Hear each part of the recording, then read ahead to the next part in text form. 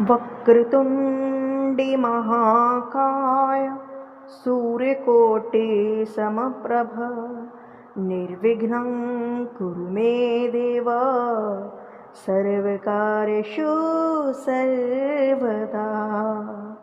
राधे राधे दोस्तों, भक्ति सागर सोनिका चैनल में आप सबका स्वागत है। और आज हम आपके लिए लेकर आए हैं शुक सागर प्रथम स्कंद का द्वितीय अध्याय। उम्मीद है कि आपको हमारी पिछली वीडियोस भी अच्छी लग रही होंगी, और यदि कोई त्रुटि हो तो क्षमा कीजिएगा और कमेंट में कोई ना कोई अच्छा सुझाव जरूर दीजिएगा। तो आज की कथा में, पिछली कथा में हमने प्रथम स्कंद में हमने मंगलाचरण सुना, नैमी शरणाय उपाख्यान, सूत जी का आगमन और शौनकादि ऋषियों का उनको प्रश्न करना, ये प्रश्न सुने थे। और आज हम पहुंचे हैं द्वितीय अध्याय की ओर।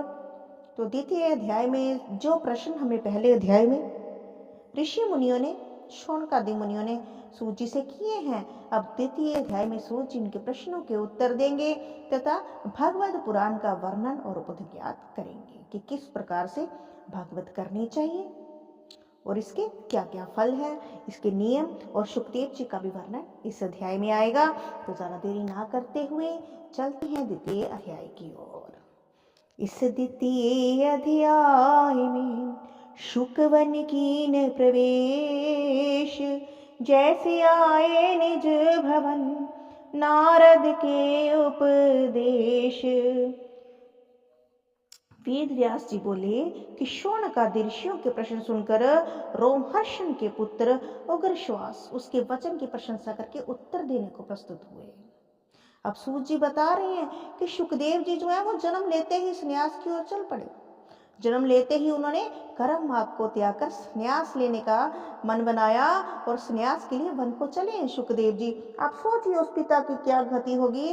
इसका पुत्र ने जन्म लिया और जन्म लेते, क्योंकि काफी बड़े हो गए थे ना शुकदेव जी गर्भ में ही, तो चल पड़े हैं उठकर, संसार को त्याग कर व्यास जी उनके पीछे पीछे भाग रहे हैं कि पुत्र तुम कहाँ जा रहे हो, हे शुकदेव तुम रुक जाओ, तुम कहाँ जा रहे हो।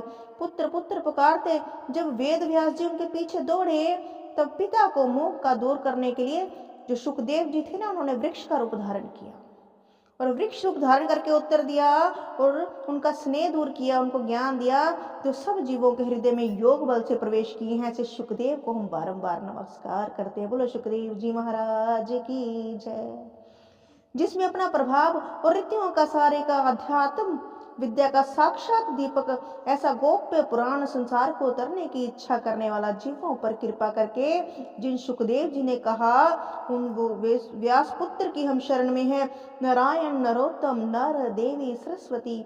और व्यास जी को नमस्कार करके जय रूप ग्रंथ का वर्णन करता हूँ। मुनियों, आपने बहुत अच्छा प्रश्न किया कि सब लोग का मंगलदायक कृष्ण भगवान जो है उनका वृत्तांत तो मुझसे पूछा।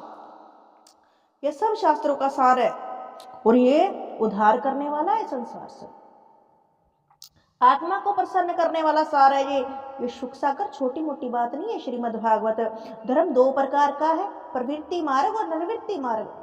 सर्वाधिक के लिए जो किया जाए वह धर्म है और प्रवृत्ति मार्ग है, और सर्वनादरादि को जो लक्षणा भक्ति है वह निवृत्त मार्ग है, वह मुक्तिदायक है। वही पुरुषों का परम धर्म है जिससे नारायण में फल रहित विघ्न रहित भक्ति हो, उससे जीवात्मा अत्यंत प्रसन्न होती है। वासुदेव भगवान में भक्ति योग करें तो शीघ्र उपनिषद का ज्ञान और वैराग्य उत्पन्न होता है।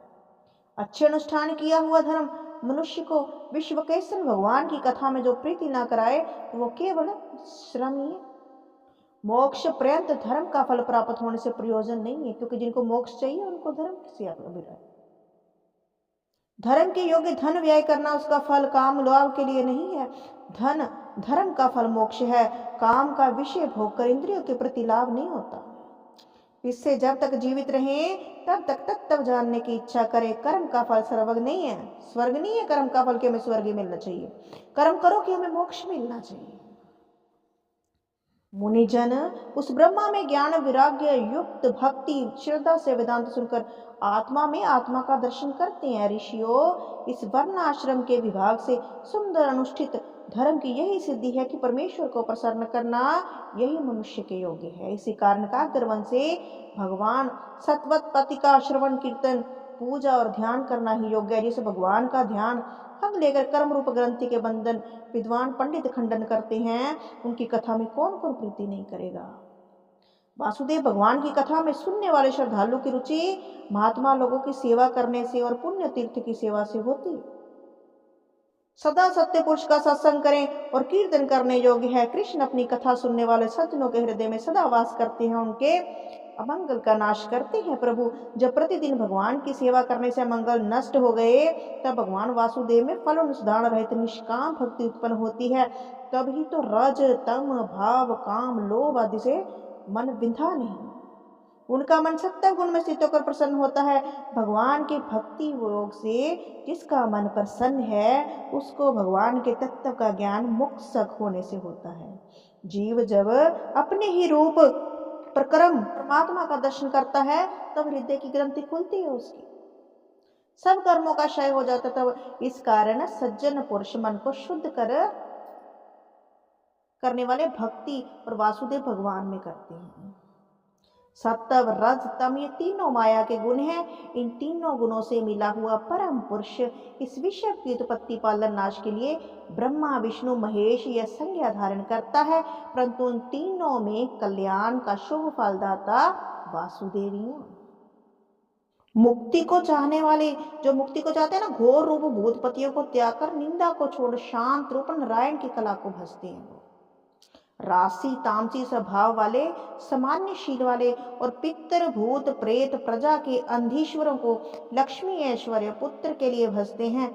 सब शास्त्रों को सार यही है कि मोक्ष के लिए जो मोक्षदाता है ना, तो वो है वासुदेव का भजन।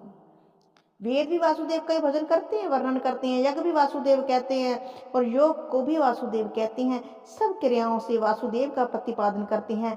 ज्ञान भी वासुदेव कहते हैं, तब भी वासुदेव को कहते हैं। और सब धर्मों का वर्णन क्या है, वासुदेव ही है।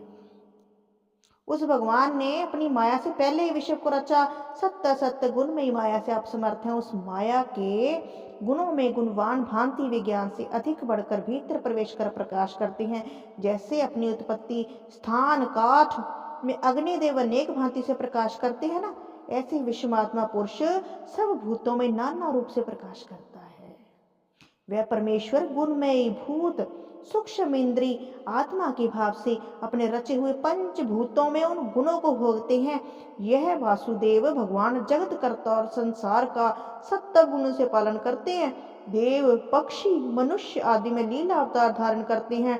इत श्री भाषा भागवते महापुराणे उपनाम शुक सागरे शालग्राम वैश्य कृति प्रथम स्कंदे भगवत गुणगान दर्पण नाम द्वितीय अध्याय।